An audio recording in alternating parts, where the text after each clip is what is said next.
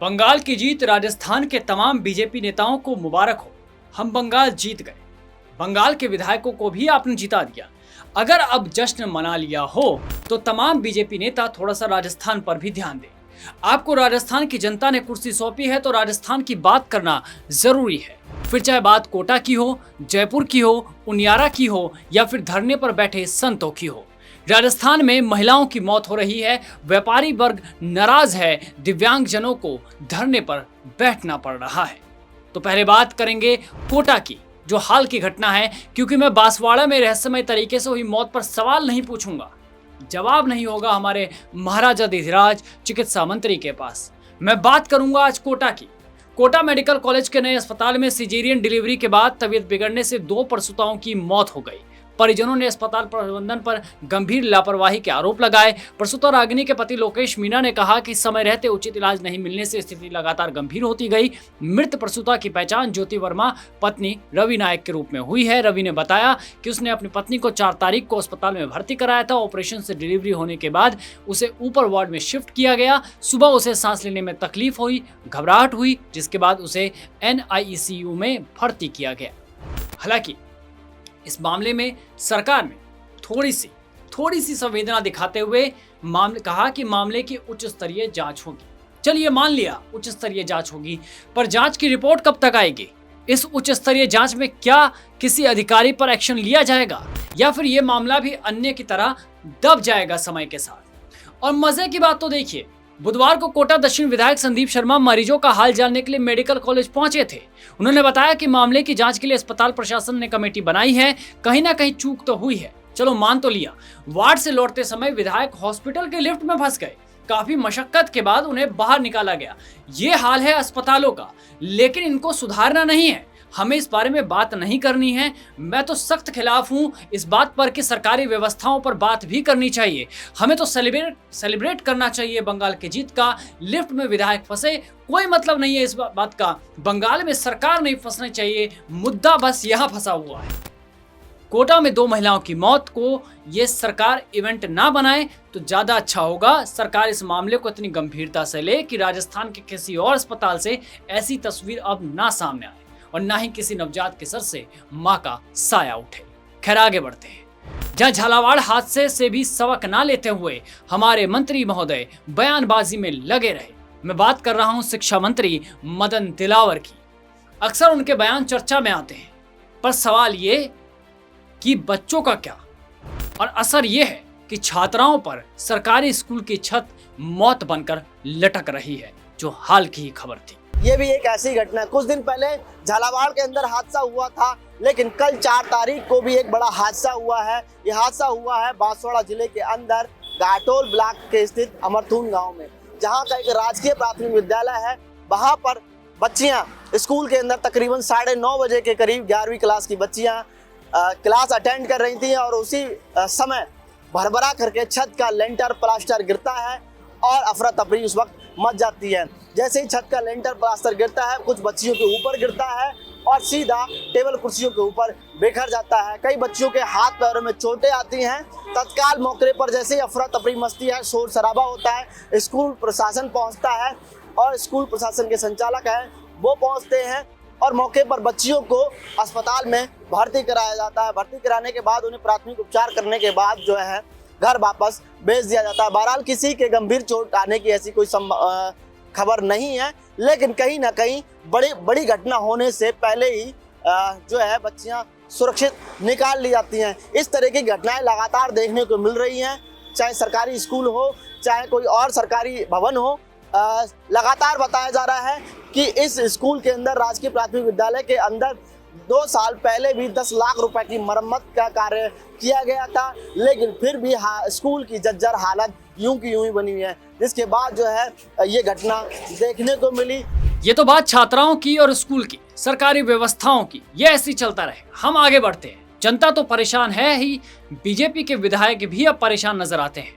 उदयपुर में मंगलवार को संभाग स्तरीय बैठक होती है। बैठक के दौरान भाजपा विधायक प्रताप गमेती ने डिप्टी सीएम दिया कुमारी से कहा था कि आंगनवाड़ी केंद्रों में मिलने वाले पोषाहार को जानवर तक नहीं खाते, हम बच्चों को दे देते हैं और लोग घर ले जाकर फेंक देते हैं।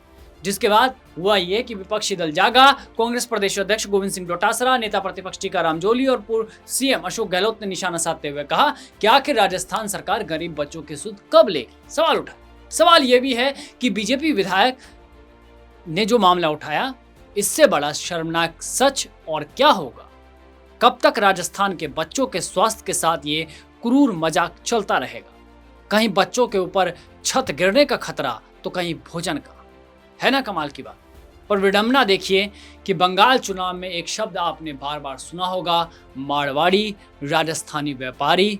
अब जरा राजस्थान में राजस्थानी व्यापारियों का हाल देख लीजिए। साहब, हमारा शादी ब्याहों का काम तो लगभग ठप हो गया है।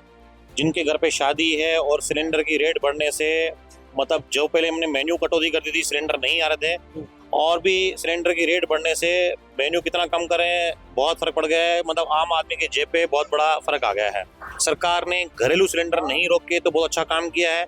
अब जैसे ये एक कार्ड पर 3 सिलेंडर की व्यवस्था है, उससे 3 सिलेंडर से पार तो नहीं पड़ पाती है, पर पैसे देखा जाए लकड़ी कोयले डीजल पे काम हो रहा है। पर हम भी चाहते हैं कि पर्यावरण से न खेला जाए। क्या लग रहा है कितना असर जो है आम आदमी की जेब पर? कम से कम 25% फर्क पड़ेगा आम आदमी की जेब पे। सिलेंडर महंगा 25 सिलेंडर महंगा होने से सभी चीजों फर्क पड़ेगा और महंगाई का असर सबकी जेब पे पड़ेगा। सिलेंडर के रेट सरकार को कम करनी चाहिए। बहुत ज़्यादा एक साथ 1000 रुपये बढ़ाना बहुत गलत बात है। एक साथ और पिछले 2-3 साल में करते करते ये 2 से 2500 रुपये कमर्शियल सिलेंडर बढ़ा दिए गए हैं।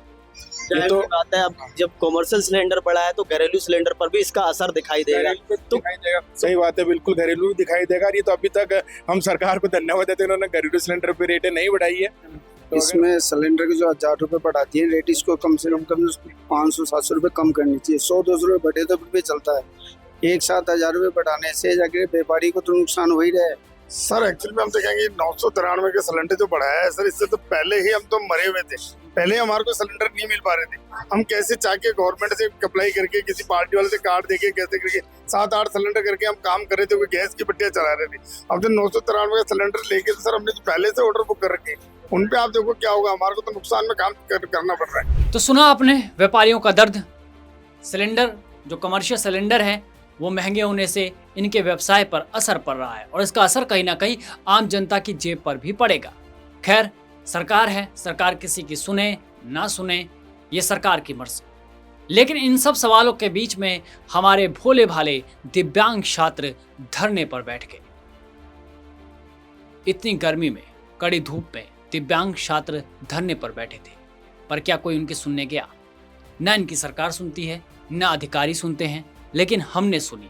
नेत्रहीन अभ्यर्थी शहीद स्मारक धरने पर बैठे चतुर्थ श्रेणी कर्मचारी में रोस्टर के माध्यम से भर्ती की मांग कर रहे हैं और साथ ही कहा कि राजस्थान के मूल निवासियों का हक बाहर के युवाओं को दिया जा रहा है। क्या लग रहा है कि आश्वासन पे आश्वासन ही मिलेगा, कुछ काम दाम भी होगा? नहीं सर, हम दृष्टि दिव्यांग को उम्मीद तो नहीं है, क्योंकि जब हमारे दृष्टि बाधित लगता है कि गोली ना खा ले, मुझे ऐसा लगता है तभी सरकार के सर में कोई जू रहेंगे तो रहेंगे, वरना हम दृष्टि दिव्यांगों को हमेशा भाजपा सरकार ने हमें सर निराश किया है, हताश किया है, हमेशा हमें कभी आगे नहीं बढ़ने से दिया। सिर्फ हमें एडीबी स्कीम के तहत या बनावटी मोबाइल इस एडीबी स्कीम के तहत जोड़ के हमें झुंझुना पकड़ा देती है। इसके अलावा हमें क्या उम्मीद कर सकते हैं सर सरकार? प्रमुख मांग जो सर ये है कि मूल निवासी का जो मुद्दा है सर, होता ये है कि बाहर के राज्यों के जो दृष्टिबाधित दिव्यांग हैं उन्हें भी राजस्थान में जो कोटा है उसका फायदा उन्हें मिलता है, जबकि राजस्थान के अभ्यर्थियों को बाहर राज्यों में वो फायदा नहीं मिलता है। तो हमारी सरकार से ये दरख्वास्त है कि वो सिस्टम रोका जाए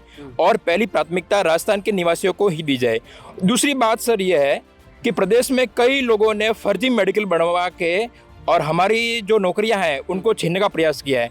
तो हम चाहते हैं सरकार से कि उन पर रोक लगे और जो फर्जी मेडिकल बनवा के जो हमारी नौकरी छीनने का प्रयास कर रहे हैं उन्हें रोका जाए। धरातल पर सरकार का ऐसा कोई भी कार्य नहीं होता है। हम पता नहीं मोदी जी के हिसाब से कहते हैं चौथी अर्थव्यवस्था है, लेकिन किस चौथी अर्थव्यवस्था में हम पहुंच रहे हैं या तीसरी अर्थव्यवस्था में पहुंच रहे हैं, जहां पे पिछड़ा वर्ग जो जिनको पूरी तरह से धरातल पे लाभ नहीं मिल पा रहा है, उनकी सरकार नहीं सुन रही है। तो हम सर जो भी दृष्टि दिव्यांग साथी हैं, इस सरकार से सर बनावटी बातों से हम बिल्कुल सर नाखुश है सर। यहाँ तक कि मैं आपको बताऊं, सीनियर आईएएस लोग इन्होंने सचिवालय में बिठा रखा संबंधित डिपार्टमेंट में, लेकिन उन्हें नियमों तक की जानकारी नहीं है। हम लोग 22 अप्रैल को डीओपीटी सेक्रेटरी से मिले, एजुकेशन सेक्रेटरी से मिले, उनके अधीनस्थ सेक्रेटरी है उनसे मिले, लेकिन उन्होंने पता ही नहीं है उन्हें कि क्या नियम है। बस दिखाते मतलब आगे कोई कार्रवाई होती नहीं है।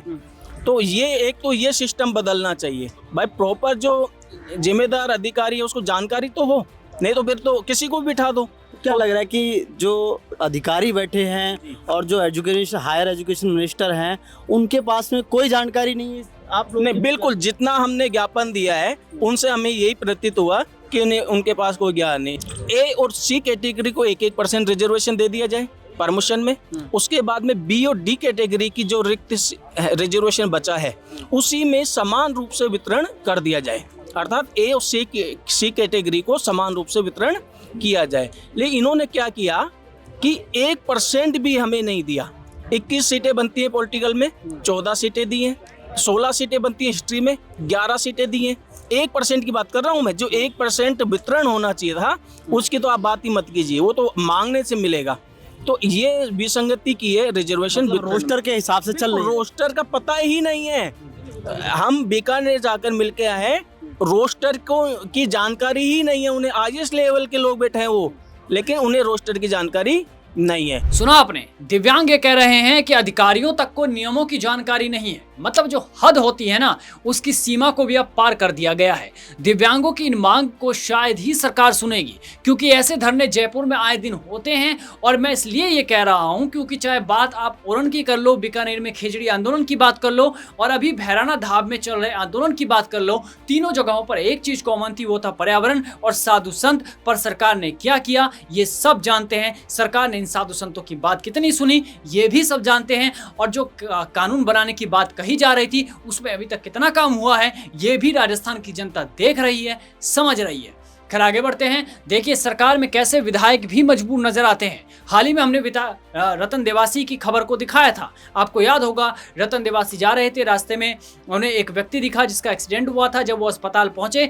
तो अस्पताल पर ताला लगा हुआ था। एक विधायक को कॉल करना पड़ा डॉक्टर को, तब जाके अस्पताल में उसका इलाज हो पाया। अब खबर है उनियारा क्षेत्र के काकोड़ में आयोजित रात्रि चौपाल की, जहां बजरी माफिया और वन विभाग के रेंजर के बीच मिलीभगत के गंभीर आरोप सामने आए। काकोड़ मुख्यालय पर आयोजित चौपाल में विधायक राजेंद्र गुर्जर ने यह मामला कलेक्टर टीना डाबी के समक्ष उठाया। बता दें कि चौपाल में ग्रामीणों ने खुलकर शिकायत करते हुए आरोप लगाया कि रेंजर की मिलीभगत से क्षेत्र में अवैध बजरी खनन जारी है। ग्रामीणों का कहना है कि अधिकारी स्वयं वाहन लेकर डंपरों को निकलवाते हैं और छोटे रास्तों से बड़े स्तर पर बजरी का परिवहन किया जा रहा है। ये हाल है अभी राजस्थान का। बीते मैं 2 से 3 दिन की खबरों की बात कर रहा हूँ। इतने सारे मुद्दे हैं, इतना सब कुछ है, लेकिन बधाई हो आप सभी को, बीजेपी बंगाल में जीत चुकी है। बधाई हो कि असम में हिमंता की वापसी हो गई। बधाई हो कि मोदी के नाम से एक बार और बंगाल में, खैर बंगाल में पहली बार, लेकिन मोदी के नाम से जो है सरकार बनने जा रही है। मोदी मैजिक को जो लेकर सवाल उठा रहे थे उनके लिए एक तमाचा है कि मोदी मैजिक अभी बरकरार है, और इसी मोदी मैजिक में राजस्थान का ये हाल है। बाकी राजस्थान की जनता खुद समझदार है, बताएगी अगले चुनाव में वो किसके साथ है। नमस्कार।